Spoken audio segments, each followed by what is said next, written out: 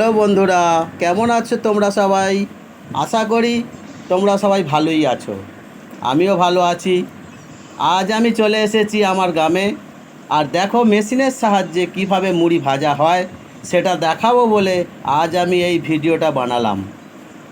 দেখো মুড়ির চাল একটা জায়গা থেকে আরেকটা জায়গা দিচ্ছে, আরেকটা জায়গা থেকে আরেকটা জায়গায় দিল। দেওয়ার পর ওই চালটা আরেকটা মেশিনে দেওয়া হলো। মেশিনে দেওয়ার পর মেশিন থেকে কি করে মুড়িটা তুলছে দেখে নিন। দেখুন মুড়িটা কি করে তুলে নিচ্ছে। মুড়িটা তোলার পর অন্য এক জায়গায় রাখা হচ্ছে।